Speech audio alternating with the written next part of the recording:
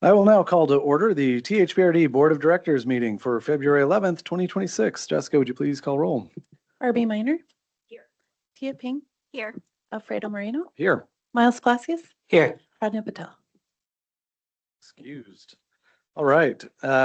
We are rolling into action item number 3, action resulting from executive session, and we do not have any. So we are proceeding along with joy to agenda item number 4.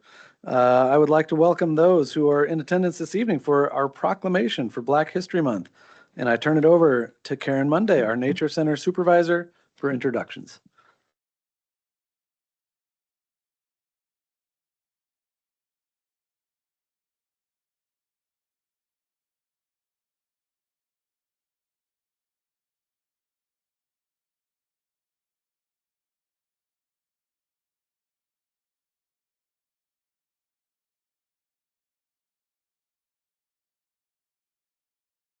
Program coordinator, and Kasai has been a part of the Nature Center for many years as a past staff person, and now with Beaverton Black Parent People's Union as a community partner. And they're here to tell us about our Soulful Roots Camp Out program.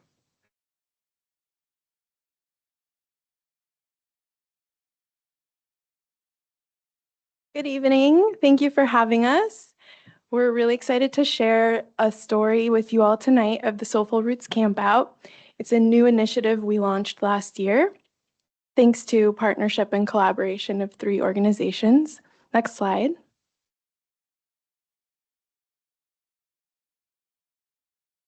The campout took place across a long weekend in June, and we had almost 10 families with 17 adults and 10 youth joining us at the group campsite at Oxbow Regional Park.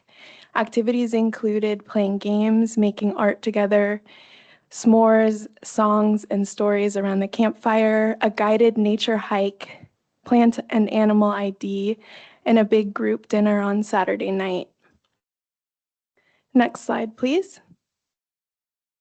We made this project happen through collaboration with 3 organizations. So in addition to myself at the Tualatin Hills Nature Center, THPRD, we had Listea Malloy at Friday Outdoors.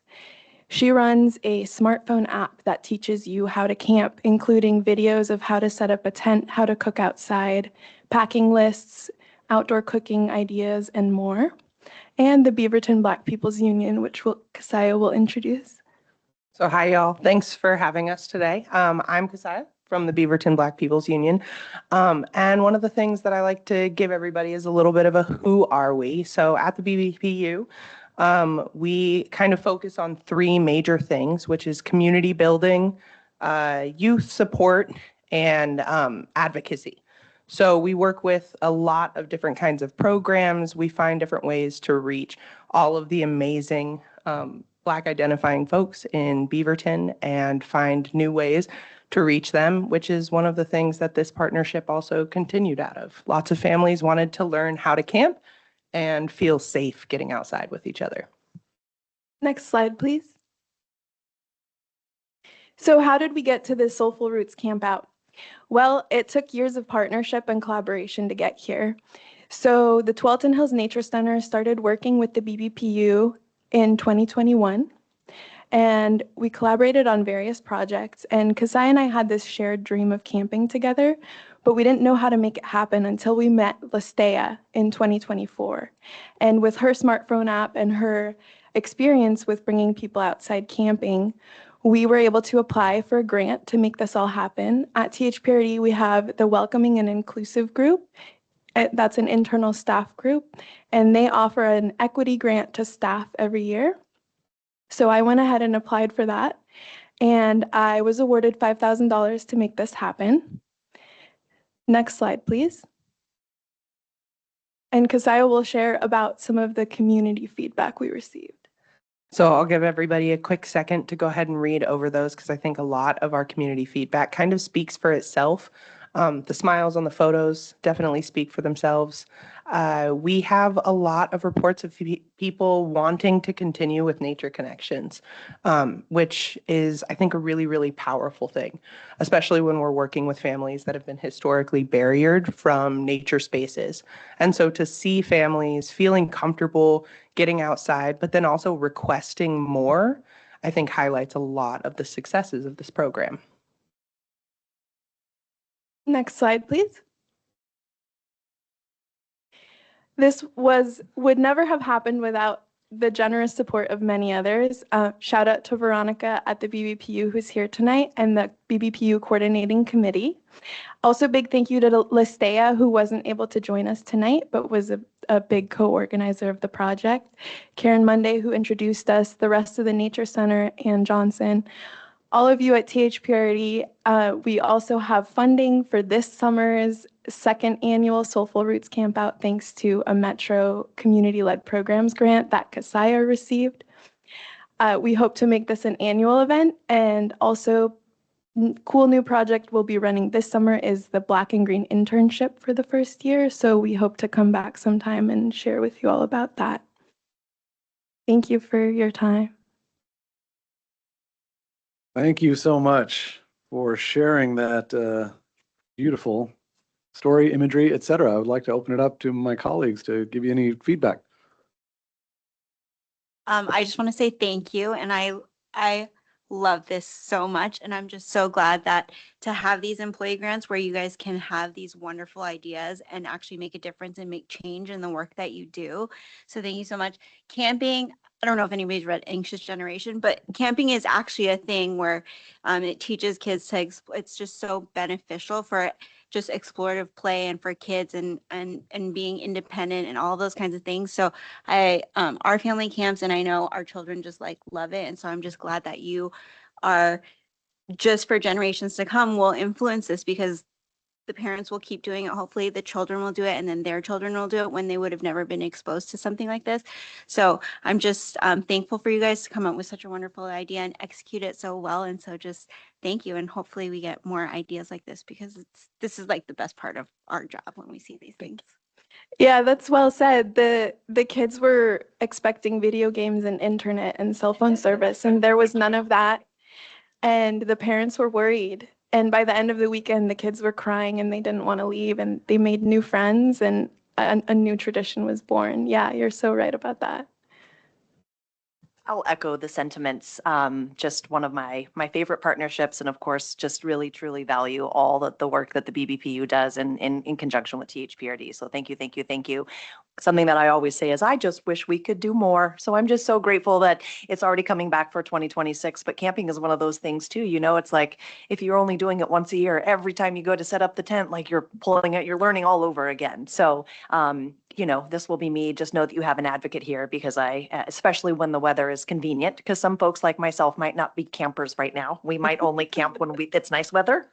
But anywho's, I think it would be amazing if we could do that more than once across the summer, in case you aren't able to join that one time, that there would be another opportunity. So anything that we can do to continue to advocate for more programming, know that you have an ally and an advocate here. Thank you all for being here, and tremendous work. Thank you. I'm just going to echo some of the sentiments here. I've worked with some groups that have had a lot of state funding to do programs similar to this. The fact that you have done something that rivals and goes past what I think those groups have accomplished with far less funding and far less people power, it's incredible.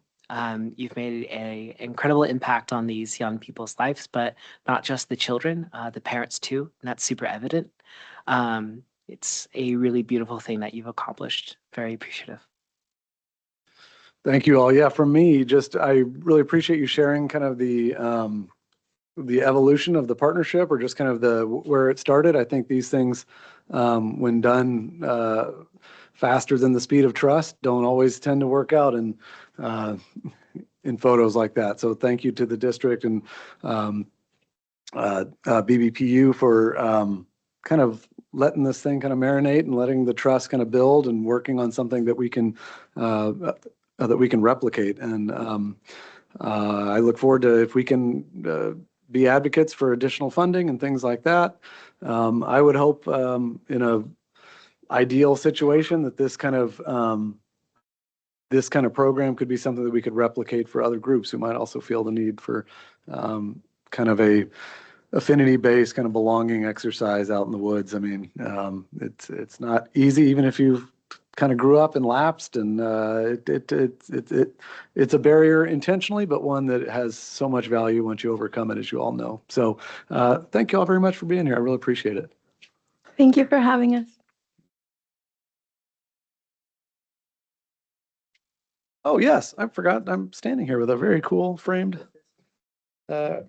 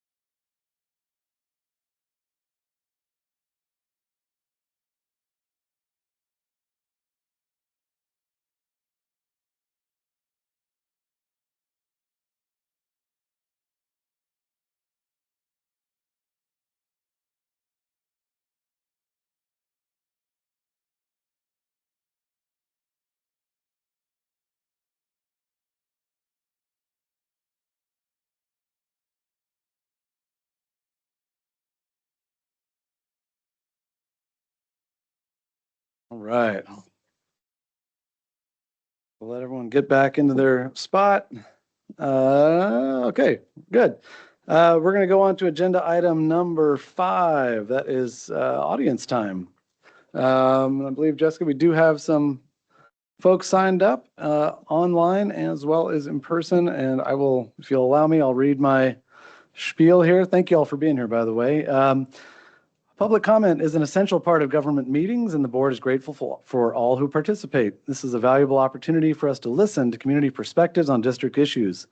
We thank everyone in attendance for doing your part to maintain a spirit of mutual respect and courtesy as speakers and listeners in this space. Speakers will have 3 minutes each and will be called in the order which they signed up, with priority given to those addressing items on tonight's meeting agenda. This is not a time for dialogue. We're here to listen, and we'll ask our general manager to follow up as needed. To ensure that we are able to complete our scheduled business, the board president may limit audience time to 30 minutes as needed. I don't think we'll hit that. Public testimony may always be shared in writing as well, and district staff will ensure that the full board receives a copy of any testimony submitted via email. And I can assure you, we do get all of those, and we do read them. So without further ado, we will move on to the first one we have here, David Witter. If you would come to the table here, you'll see the microphone and the timer. And when you're ready, sir, if you could just state your name and address and zip code for the record, and then the floor will be yours. Let's see, do you have you should have a little. There we go. Here you go. Board president and members of the board. Oh, just state your name and your zip code. I'm Thank you. David Witter. I'm the president of the Lewis and Clark chapter of the Sons of the American Revolution. The Lewis and Clark chapter serves the Beaverton area in Greater Portland and Northwest Oregon. So all of us that are members of the Sons of the American Revolution can trace our lineage back to ancestors that were in the revolution as either soldiers or civilians who supported the cause of independence. So I'm here to invite you to a dedication that's coming up on April 19th. I think you have a flyer in front of you. This is for the dedication of a Revolutionary War memorial in the Beaverton Veterans Memorial Park. So it's we're a long ways from the colonies, both in time and distance. And there aren't many kind of memorials like this in the Western United States. The closest we can find are in Kansas and Iowa. But this project has been underway since 2008. So for those of you who have been to the Veterans Memorial Park, you know that there's the big main memorial that's kind of a bell-shaped thing. And on the top of that is a statement that says dedicated to all veterans. Well, the SAR has been attending Memorial Day ceremonies there for over 2 decades. And some of our members noticed that statement on the top, dedicated to all veterans. And they said, where is the memorial here to celebrate our first veterans and to honor our first veterans and soldiers that fought in the Revolution? So that's what started the idea of this memorial. In 2009, some of our members talked with Legion Post 124 and talked about that idea, and that quickly got the city involved and the park district, because the park district manages the park. And all of them supported the idea that there ought to be a Revolutionary War memorial here. And so in 2009, they all signed letters of support for a grant request that was clearly way ahead of its time in 2009. But what it did was it built the coalition of the 4 organizations working together. So they supported having a memorial there.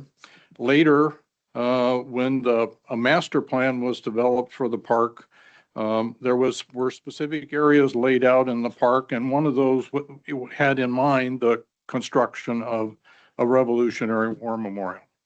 And so the SAR's job was to raise the money. And so we have been working on that since then. We've been through a couple of different designs, and we had about $75,000 in the bank when COVID hit, and everything stopped. The whole climate for fundraising changed, cost escalated, and it became clear that the design we had for building that memorial was never going to fly. It was unaffordable.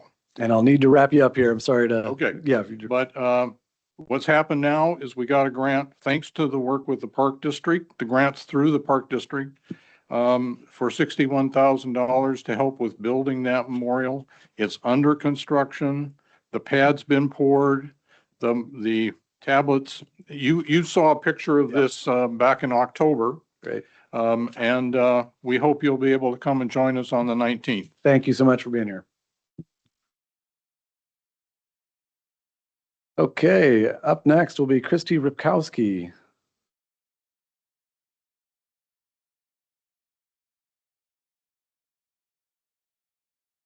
And after that, we'll be going to Amy Johnson, who is attending virtually, I believe. Oh, maybe not. We'll see if she jumps in. Okay, Christy, you know the drill, I think. Name and zip code, and we'd love to hear from you. Yes. Good evening. My name is Christy Ripkowski. My zip code is 97008. I am here tonight to keep reminding the board and the district staff that the district's 55 and better community is waiting with increasing concern for this board to demonstrate its support for the LC Stir Center, maintaining its use of its front lawn. Hopefully this matter will be settled soon. Meanwhile, I am leaving you all some sweet Valentine treats. Would you please be our Valentines and show us some kindness and love in return? Now, please allow me to use my remaining time to express concern and interest in the pool time scheduling. I was impressed by the significance and importance of this matter at your January meeting, and I expected a whole bunch of people here, but whatever. Okay, if I may be so bold, I want to present a couple of strategies that you might consider that might be helpful. Remember, I'm a teacher, and I just think in terms of lesson plans and solving problems. I apologize if these ideas have already been considered. 1, with the help of a technology guru, or 2 or 3 or 4, whatever, you all could feed AI all the relevant data, challenging conflicts, proposed outcomes and let AI come up with solutions. It's solving a lot of things with health and all that stuff. So I think maybe that would be good. Two, though, more self-contained, using the excellent technique demonstrated by Holly and Lulu at the LC Stir Day event. You all could gather affected parties and appropriate district staff together and perhaps narrow the areas of concern, gather possible new solutions, or actually create improved schedules. Thank you, and I wish you and yours a very happy Valentine's Day. Thank you for being here. No, you didn't. We appreciate your efficiency. Okay, I'm looking for Amy Johnson signed up or virtual, maybe not. Going once, going twice. Amy. Okay, well, we will look forward to Amy. We do have a virtual email from her, so maybe she'll come back next month. Yes, thank you. Maybe after I'll conclude the meeting business before I. Thank you. Okay, we will move on to agenda item number 6, which is our board time and community liaison updates. And I will look for volunteers who would like to report out on anything of note. I'll jump in. Floor is yours. Sure. Was pleased to have our new member orientation and our joint advisory committee last month. It was nice to see you there as well. Tia and all of the folks who've joined to volunteer and support on our advisory committees. I'm always just blown away by the ideas generated, the wide variety of involvement, and truly from a place of just folks wanting to inform and make sure that the district continues to meet all of our folks where they're at. So it was really wonderful to welcome new people in, and we got to do it up at the Nature Center, which I also appreciate that we're moving around to the different spaces when we can actually get to meet in person and be together in that way. Nothing really of substance. I think we were welcoming some of those new members and reminding everyone what the rules of engagement are and being on our advisory committees. But just wanted to thank everyone who participated, and of course to see what's going to be coming down the pike this year. One of the things that we certainly talked about was the equity grants and the subcommittee grants that come through, and so really talking about that. And I'm a huge fan of those, obviously coming up from the folks who are closest to using our facilities and the ideas generated. So excited to see what these new folks bring forward for our next fiscal year. I think the other thing that I will just mention, I think while it was wonderful that we had an opportunity to welcome our friends from the BBPU and talk about different things, were you going to make mention then? I was going to. Great. I was just going to say Happy Black History Month as well, and wanted to make sure that we did acknowledge that we do have a proclamation to honor this month. And so just wanted to recognize that on the record as well. Well, I just wanted to read it. Oh, well, you go, Unless girl. anybody wants to read it with me, because I think it's beautiful and we didn't hear it yet. So I was going to do that if that's okay with everybody. Okay. Do you want to read it with me? Okay, I'm going to take a. Okay. So Tualatin Hills Park and Recreation District proclamation by the Board of Directors.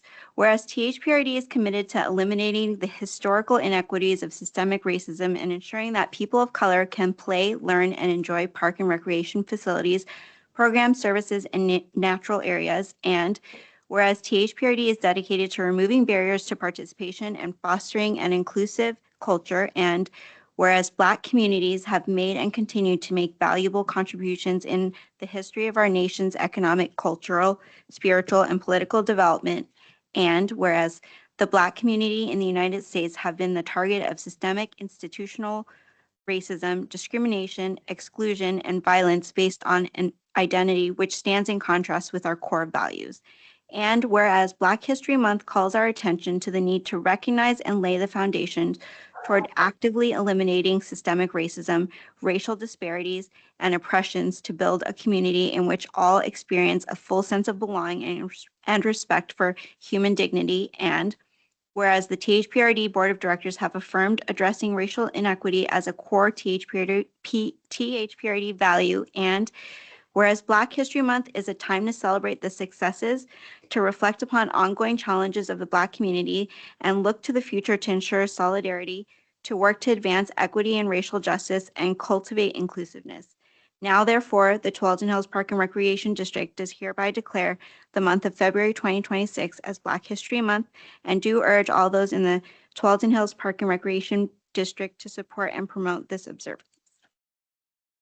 Thank you, Tia. Anything else on your No, end? I went to join and it was great. There was like she said, there was new advisory members. And so it was just another refresher of all the great things that THPRD does. And so it seems like the new group that's come in is just very excited, and they had lots of thoughts for our grants. So I'm really glad we had the employee side showing what they can do with their grants. And I love that the advisory are taking the opportunity of having a grant to create something wonderful too. So these grant things are kind of newer to the district, right? So we didn't have this when I first came on. So I'm just so proud of our district for not coming from the top and telling people what they want, but really elevating people and giving the opportunities to our employees who are on the ground, and to our community members to be able to tell us exactly what they want and be able to showcase that. So I just wanted to put it out there that I love these grants and we can do more. Thank you. Miles, anything on your end? Yeah, a few things. Had the opportunity to join our pension committee yesterday and talk about where we're headed with things for our staff. And things are good. So it was really exciting to hear that news, and to see that there are investments being made into the people who invest in our community and within this government agency. So very happy to see that. I am also our special district liaison to Metro's Policy Advisory Committee. And so I wasn't able to be here last month. So for the last 2 months, my little update is that there has been a lot of conversations about economic development throughout the Tri-County region. Some things happening out here in Washington County, looking at the urban growth boundary and seeing how that works for our communities out this way. They also had the opportunity to talk to us about their Grant 2040 program, which they've done about 5 cycles of, and people have only applied for 4 of them. But those are really great opportunities for municipalities throughout the Tri-County area to take advantage of anywhere from a few to $4 million grants that could be really helpful. So something for us to keep our eyes on, I think, in partnership with some of the city or county levels, for bringing those dollars out here and supporting the work that we're doing. The last thing is just also to make a note of Black History Month. I always like to call out my sister, who is Liberian, and she is also Miss Black Oregon. This last August, I was able to go and support her in DC when she was part of the Miss Black USA pageant. She's an awesome person who is a mentor at Holla, a nonprofit in Portland that works with a lot of Black youth. And we've had the opportunity to support other programs like REAP Incorporated that also works with Black and students of color throughout the metro region. So, yep, Portland area, some great work happening. Big shout out to my sister. I know she's not watching, but I'll send her the recording. Thank you, sir. Let's see. The only thing I was really going to, I feel like I've been a bit of a duck the last month, just floating, but my legs have been just moving 100 miles an hour below the surface. We've been working hard to meet with some endorsement committees regarding our upcoming bond renewal ballot measure. Those have been going well. Continuing to work with partners interested in expanding Cooper Mountain Nature Park. Let's see. I had the chance to attend the Westside Economic Alliance legislative reception a few weeks back. That was a good opportunity to talk about both of those things with state and local regional elected. So that was good, and always appreciate that time. This is an interesting time in Oregon. As we know, we are not splashing around in money like Scrooge McDuck. So we're having to be creative and collaborative, and work together to address the common good and uplift the common good. So it is tough when things get scarce. So, but I think we have the right people in the right rooms and folks committed to these our communities that we serve, and look forward to working with that. And finally, if you have not made time to watch the Ken Burns American Revolution documentary, highly recommend you do so, and then consider attending this event. It's a outstanding look at the hidden stories of the founding of this country, the good, the bad, and the ugly, and all things in between. So I think that's it for our board time. Thank you all for sharing. Agenda item number 7, we have a consent agenda, and I would entertain a motion to approve that. I move that the board approve the consent agenda as submitted. Second. I'll second. Okay, moved and seconded. Miles Glassius, Aye. Tia Pink, Yes. Barbie Minor, Yes. Alfredo Moreno. Yes. All right, we are to the general manager's report, and we're going to start with Holly with an update on the bond measure. Okay, good evening, board members. It has been 1 month. Last month, you referred the measure to the voters, and that means, unfortunately, you have to hear me yak about the bond measure every month between now and May and what's going on and what is happening. First and foremost, 97 days to go. Put that in your mind, 97 days to go until May 19th. So since we met last month, we began work madly scheduling presentations and outreach events and opportunities. So far, we have 26 outreach meetings scheduled. 2 of those are done. We started this week. We have 3 more to go this week. 8 of meetings and events are in process, meaning we're back and forth ping-ponging. If you've ever tried to schedule, it is like my least favorite thing to do. I'm so grateful to have Melissa on our staff leading that. Thank you, Melissa. So who are we meeting with? What has happened so far? The 2 meetings we started off with were our Stir Friends group on Monday. And I have to tell you, they were so fun. And I walked in the room and I was very clear, this is our first time giving the presentation. So please, is it too long? Is it too short? Are we covering the right things? What questions do you have? I really was trying to mind them, because when you're starting this process, you really want to learn how you can do better. And the feedback from the friends group was, it was like Goldilocks. It was just right. And that's literally verbatim what someone said, which was really cool. What I will say is the communication around the bond measure feels incredibly different than the levy. And our polling and the advice of our task force are right on. So those key messages around explaining what the 2008 bond measure was, what it did, that it's retiring, that this measure is timed to replace that, really makes a lot of sense to people. Explaining how government funds things. What are operating budgets for? What are levies for? What are bonds for? Really explains things. And then showing the imagery and the pictures and the context of all the assets that the district is privileged to be able to take care of, and what it takes to update and maintain those amenities from a safety and accessibility perspective really seems to make a lot of sense. So our polling seems to be right on. That message really seems to be making sense. I definitely start out apologizing because nobody wants to talk taxes.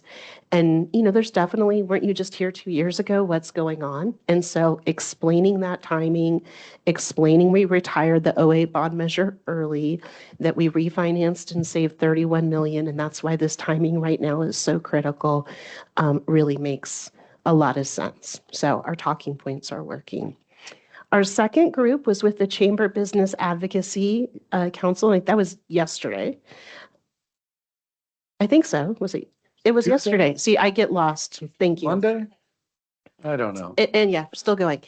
And Doug heard today that we did receive the endorsement from the Beaverton Area Chamber of Commerce for the bond measure. So that is excellent news. Very pleased to hear that.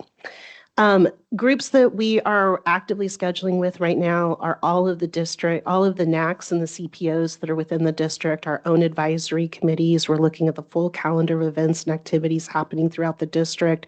We're hitting our own friends groups. Tomorrow I'll be with the foundation. We've got Elks, Rotary, Farmers Market States scheduled, and so much more to come. So just like 2 years ago, every month I'll be like, we have 26. Now next month it'll be some other number and it'll change the next day because that's just how this works. We're also focusing on in-reach. So we want to have a really good strategy of communicating with our own employees. We have an in-reach meeting next week, and we're setting up multiple meetings, both virtual and in person, so staff can learn about the bond measure. And we're mad at work creating deliverables, not as fast as people want, but as fast as we're able to do it.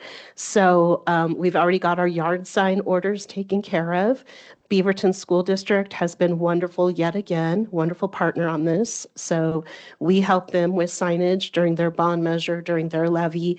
They help us as well. So we've gone back and forth and negotiated those locations and who's hanging what and approvals of the signs. Next up, we'll be preparing posters, banners. I really need to get the flyer done, just haven't had time to do it. Got to finish up the explanatory statement. And bless you, Jessica, have to file our paperwork with the county before the 27th. That form should be filed, I believe, by next week, the latest perhaps. And so we're tracking. And with that, I'm happy to answer questions or anything you got. Here, Miles. What other kinds of groups are you going to be incorporating for feedback as we kind of get this up and moving? So we are fully mining our complete outreach list that we went to in 2024. We had a total of 129 meetings, presentations. Right now, I would say we're starting with all the usual suspects and all the traditional civic organizations, government spaces where people collect and meet. And then where we have the greatest impact and where we will really want to focus our time in, this will happen from mid-March to April is really the marquee time for us to connect with people. And that's frankly going to be out at events, walking our own centers, walking our own fields, finding people in their natural habitats.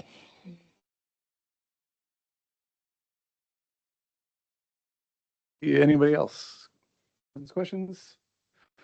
I think we're good. And I do have to say, I forgot to mention Chelsea's right over there, and she'll be up here later, but she did an excellent job updating our website and is working on all of our visuals. So very grateful for her support as well. Thank you for that. Yes, thank you.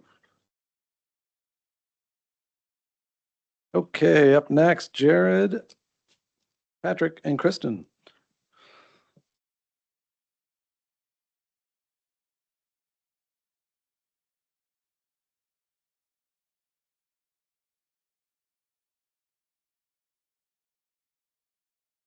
Good evening, President Alfredo and members of the board. Jared Isaacson, Finance Director for the district. I am here this evening to introduce to you two of our dynamic team members from the finance team, Patrick Ninsel and Kristen Preston, and they will be talking to you about some exciting news or some exciting things that we've been doing within finance. Thank you, Jared.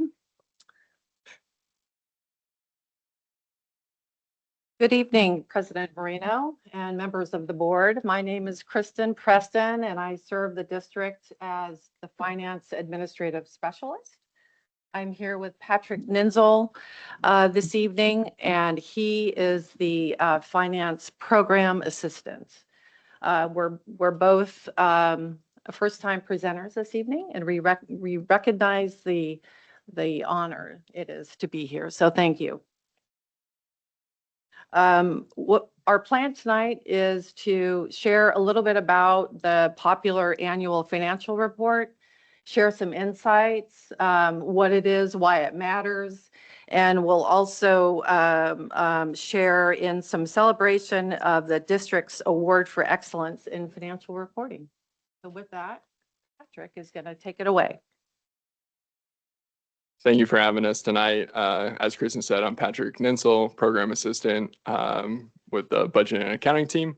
And tonight, we're here to talk about the popular annual financial report, or PAFR. It was created by the Government Finance Officers Association to promote financial transparency and build public trust.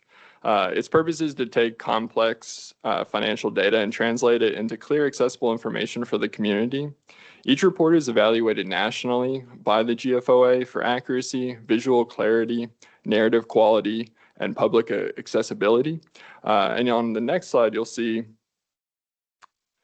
that our PAFR is about sharing with the community how we are responsible stewards of public funds. It provides a clear view of THPRD's resource management, showing where funding comes from, how it's spent, and our overall financial sustainability. This matters because it builds public trust and ensures accountability. The PAFR also adds extra value by complementing audited financial statements and telling the story behind the numbers. And we're so proud to share that last year's PAFR earned a National GFOA Award for Excellence. That recognition shows that we're meeting the highest standards in financial reporting. One of our primary goals in creating the PAFR was to make sure that it was easily accessible to our community. The report was translated into Spanish, and you will find copies of this PAFR at the Beaverton City Library, the Chamber of Commerce, all of our facilities and centers, and our website. This is a good opportunity to thank our district graphic specialist and communication department for their support and collaboration in creating this report. Thank you. So the GFOA calls this the triple crown of financial reporting, and we're excited to share that we achieved this as each of our 3 financial documents in 2024 earned awards, which was the district's first ever year creating a PAFR. So it was exciting to see that recognition, being that it was our first year creating the document. But together, these 3 reports ensure accountability, build trust, and tell the full story of how we manage public resources. So thank you for your time and attention today, and we're happy to answer any questions you may have. Great, thank you for the presentation. I will look for anybody who has comments, feedback. Thank you guys for coming and for presenting today. My one question is this something that gets done, that will get done yearly, or is it like an every 5-year thing, or? Yeah, so it is annual. So we do have the 2025 version is out now, and then we plan on continuing it, I believe, as a program annually to produce every year. Great, thank you. Thank you, thank you, thank you. I love seeing this component. So if you heard us giggling, it was just, again, sometimes these financial documents, again, I'm more in the creative brain, not necessarily all of the financials. And one of the things that I've asked is, again, how can we make things more accessible so that you can read them and not feel that you need to have an accounting or a master's degree in economics to understand them. And seeing that evolution and the storytelling come together in something like this, and then to see the stamp of validation, right? I know that that's not always the requirement, but it must feel good. And I just want you to know that I appreciate it. It's one of the things that, you know, we don't always sing our praises the best. And so I think it's really exciting to see that we take everything that we do with such intention, and that we're standard bearers across the country. So not everyone would look at something like this and recognize the amount of work that goes into this, as well as how many other folks are doing the same thing to receive this kind of recognition. So tremendous kudos. Thanks, thanks, thanks. And your girl can even, like, I can ingest this. So thank you very, very much. Yeah, and it's pretty. Comments, Miles, good? Yeah, this is great. I need one for my household to better convey my situation to unnamed persons at home. Yeah, thank you for this. Everything that Barbie said, I am also on the same wavelength. You all do great work. I look forward to seeing it more often, and look forward to seeing you up here more often. Did a great job. Thank you very much. Thank you all. Okay, up next, we've got an update on the Metro Parks and Nature Bond local share with Peter and Nicole.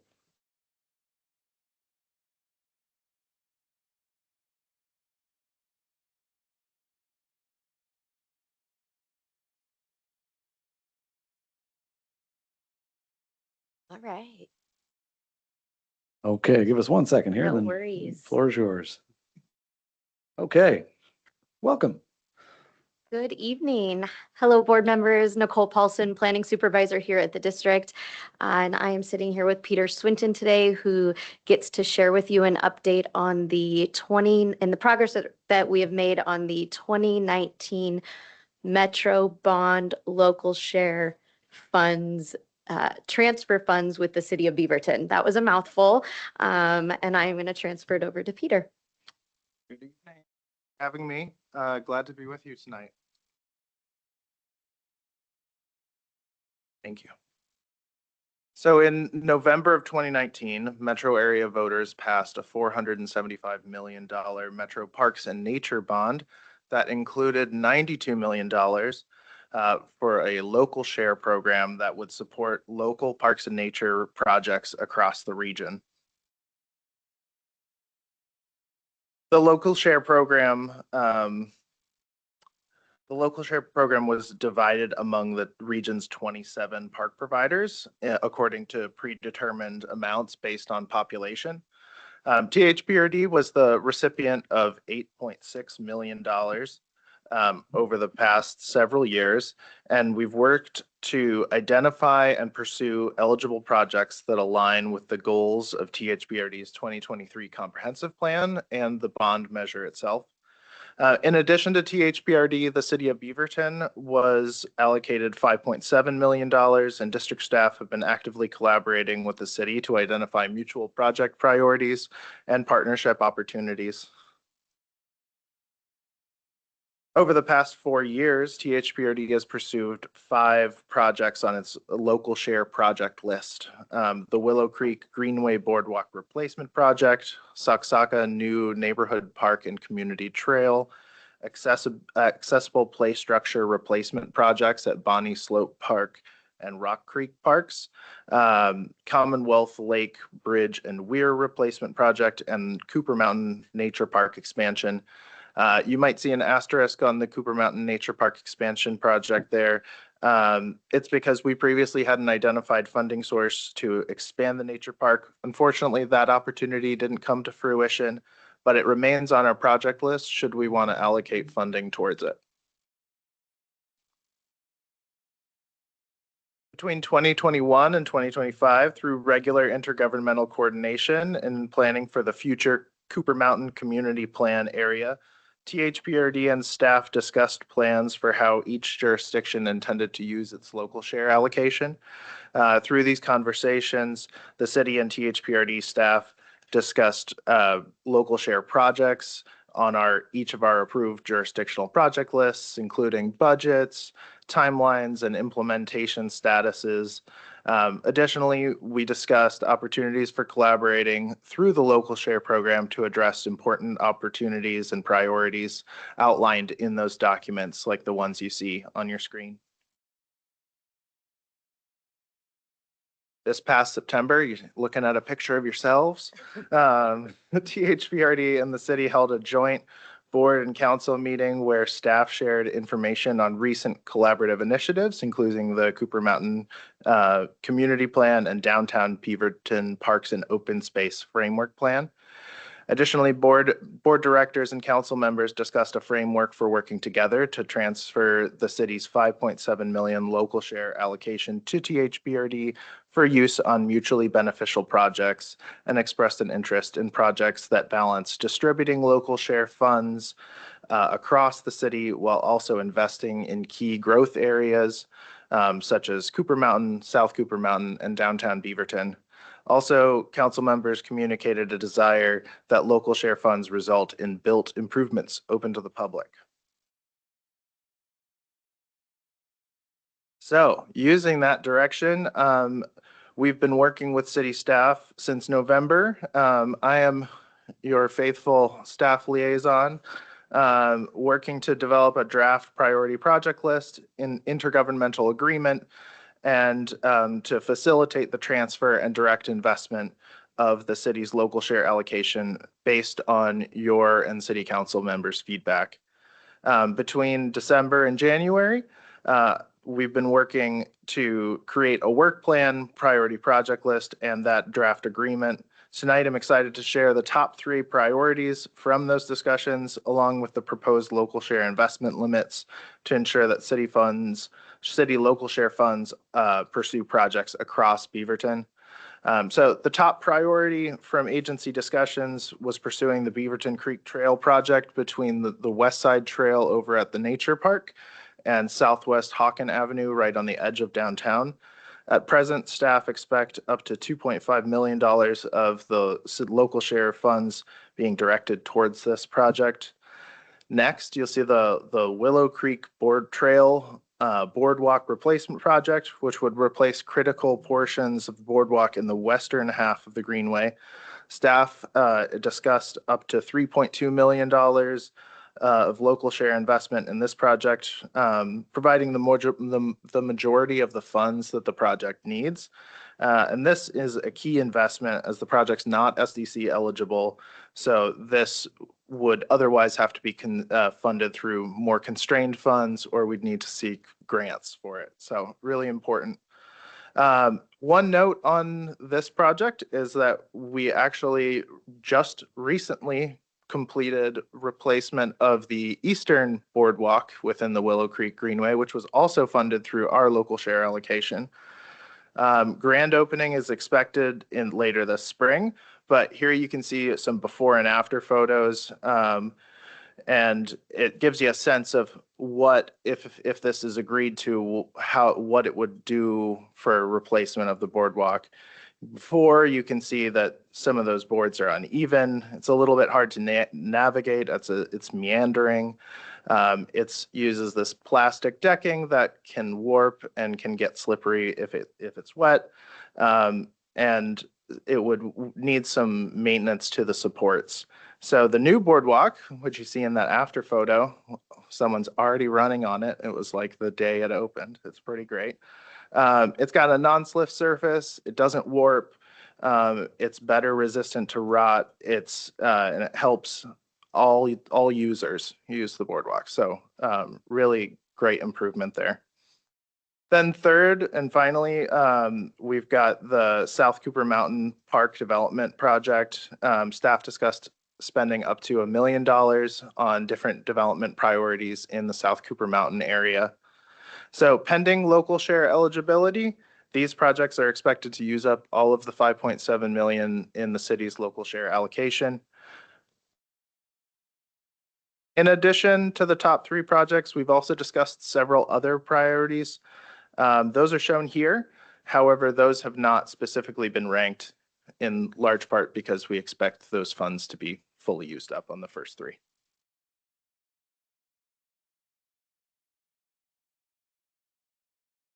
As for timeline, we are February, the box with the dotted lines around it.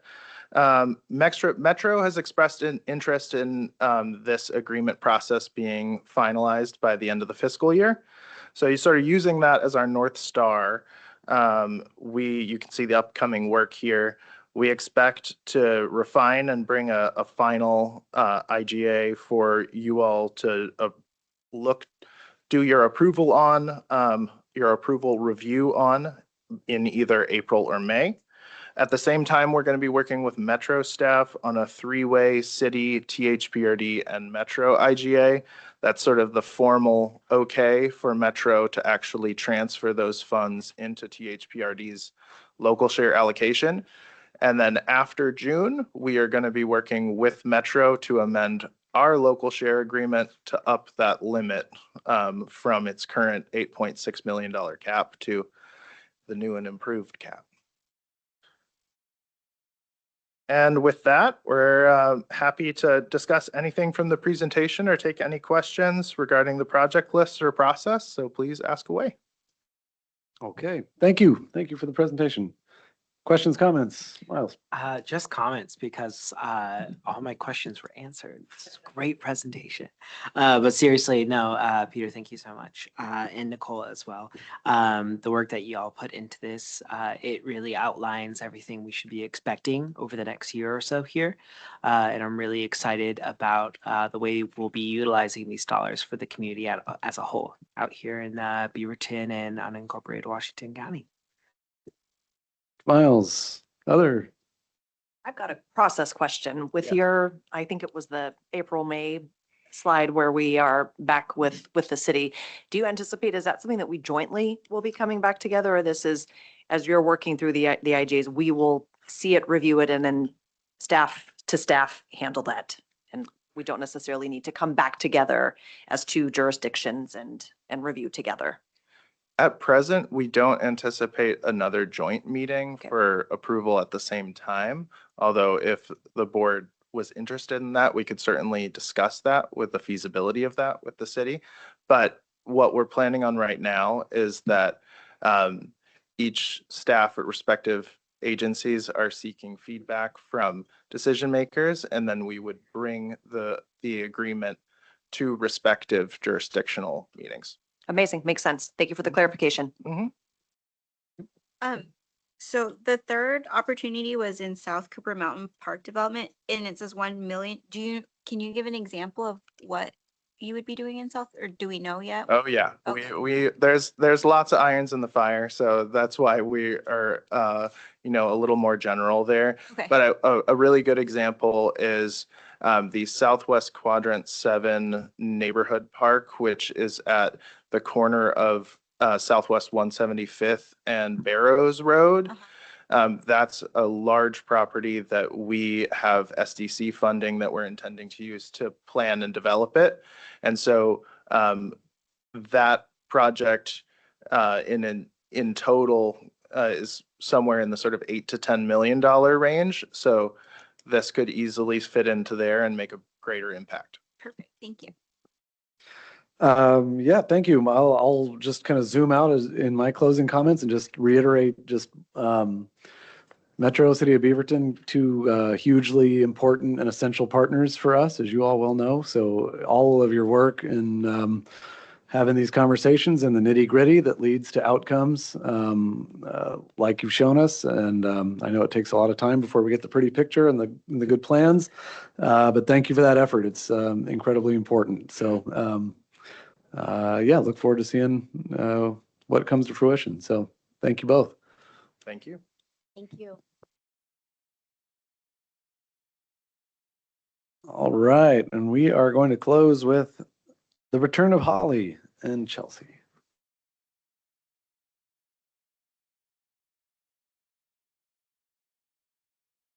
Okay, the good news is I'll be really brief. I'm just here to introduce Chelsea, and I'm going to embarrass you for a second. Chelsea's been with us for about a year. She's in our equity and engagement team with Lulu, and she has really upped our game on community engagement. So you saw her present to you recently around her work with our amazing talking wall. You will see a lot of her on outreach through the bond measure, and she's working on our communications and our visuals. I think everyone said, Holly, you're understaffed and we don't want to see you be so zany again. Chelsea's a big part of what's keeping me sane. And she led over the last year with us our efforts to celebrate the 70th anniversary and had to do a ton of coordination, idea generation, and bringing us together as an organization. So that's what she's going to share with you today, is the success of all of that work.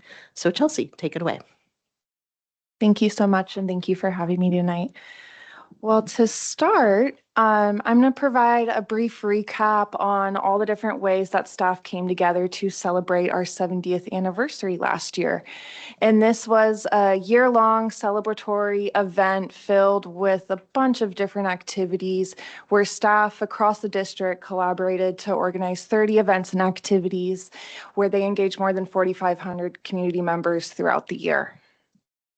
And this chart here is just a snapshot of the calendar of events that featured 70th related festivities and activities. These went on throughout the entire year and were spread out throughout the district, where different facilities across and teams across divisions and departments got together to celebrate, commemorate, honor, and also foster connections within the community among both staff, volunteers, and community members. And they did this in a variety of different ways. And on the next few slides, I'll throw a spotlight on some of the events with pictures that staff shared. But these are the 7 main themes here of the different kinds of activities that staff organized. And I wanted to start with Elsie Stewart Day. This was a really fun celebration that had a bunch of different activities on their program. There was craft, there was line dancing, there was workshops. It was a really fun celebratory event. And next is one of the community art projects that we did. This is part of our public mural series, Talking Wall. And through this project, we worked with a local artist, William Hernandez, and partnered with 7 different organization community groups to help come up with the design that we see today. We held a workshop where the main themes that were expressed by our partners and community members were that they really valued recreation, nature, what else? Recreation, nature, identity, and community. So you can find the wall over at the Waterhouse Trail in the Bethany area where it meets Northwest Laidlaw Road. And next, for community events, these are just a few that we had on the calendar. We had a bilingual concert at the Nature Center. We also had Newt Day there. And what was really special about Newt Day this year is that it was free and open to the community. And this was thanks in part to sponsorship with the Tualatin Hills, or Friends of the Tualatin Hills Nature Park. And this last picture here is Hot Dog Wednesday. This was a really fun series that occurred in the summer on Wednesdays with a bunch of free fun activities for families at the Cedar Hills Rec Center. We also had several different culturally specific events throughout the district. There was Threads of Culture. This was an event celebrating different cuisines across the globe. We also had Natsu Matsuri, a summer Japanese celebration. Both of these were held at Conestoga, and then a Japanese drum concert at Garden Home.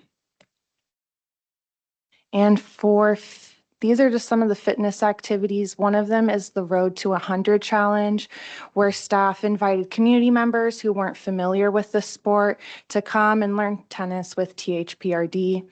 Another one was Running Strong Since 55. In this event, we challenged community members to run 70 laps at the athletic center, where they would win a prize if they did so. Through this challenge, folks completed more than 800 miles since the event started. And these next 2 slides, I'll just pause and give y'all a moment to read. These are just some snapshots from staff who help organize these events. The first one is a 70th anniversary patron stories, where Anju at the tennis center did a recorded video series where she featured longtime patrons of the district to share their journey and experience with THPRD and at the tennis center. Another one was Centro, where this last year, across all the centers that are around Centro locations were invited to come and table. We had the Nature Mobile, we had the Rec Mobile, we had a bunch of different community partners and other agencies there to come and celebrate for this special registration event. Some feedback that we got during the drum concert from Katie, who helped organize this at the Elsie Stewart Center with support from Garden Home folks, was that cultural events like these can help lower barriers. And we're after the event, several participants that went later came back and registered accounts for the first time, which is super cool. And then closing out with Newt Day, again, this event was a huge success where the attendance was our largest ever and doubled from one of our largest Newt Days in the past, which is so cool. And with that, I just wanted to say thank you and a big thanks to staff who got creative and spent their time organizing this really fun series of events. Thank you so much. I bet we have a few comments or questions, maybe? Uh-oh. I'll just hit us with the comment. Incredible, super cool. The new day thing, and I'm really glad, not glad, really sad. I missed it this year because it would have been cool. But no, I'm very much so looking forward to it this next year. Some really incredible work that the whole team did. So thank you very much. Well, others? No, I just want to thank staff for all of these creative ideas, and to celebrate what we've done over 70 years is amazing. And to another 70 years, I'm really excited for the direction that we're going towards. And I think every year it just gets better and better, and we learn more things as we include more people. So just thank you for all of you, all the work that happened this year. Will echo my peers' sentiments. Continued gratitude. Thank you so much. I think what was most awesome about this from my perspective was that we didn't choose one singular thing. And I think I was the person who was like, our 70th, when is our 70th? Like, what's the actual date?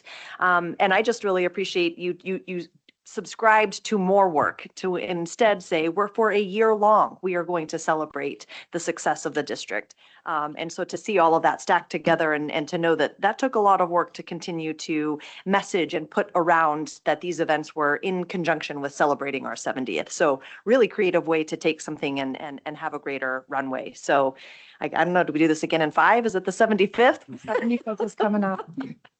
We'll start thinking, Chelsea. Thank you all, team. Appreciate it. Thank you so much. Thank you. Yeah. So just cheers to the district for continuing to emphasize community engagement and that work. Obviously, this is a pretty darn good product we have here to be able to share with people, but it's kind of a chicken and the egg thing. The more people have opportunities to work with us and play with us, the more they enjoy the product and our services and things like that. So kudos for keeping that work going. I would say, I think we've had a couple different ways in which we've been kind of made aware, but I think, anything we can do as a board to kind of support that work, show up for things where it's good for us to show up. I think we've been getting a listing of some of the events and things like that. I attended like the pancake breakfast for the first time and was like, wow, this is a really cool event that I'd never. So there's all kinds of ways in which to just pop into like Hot Dog Wednesday or something like that and just kind of see a day in the life. It doesn't have to be a big fancy board moment. Not that anybody knows who we are, but anyway, keep up the good work, and we look forward to continuing to support you. So thanks.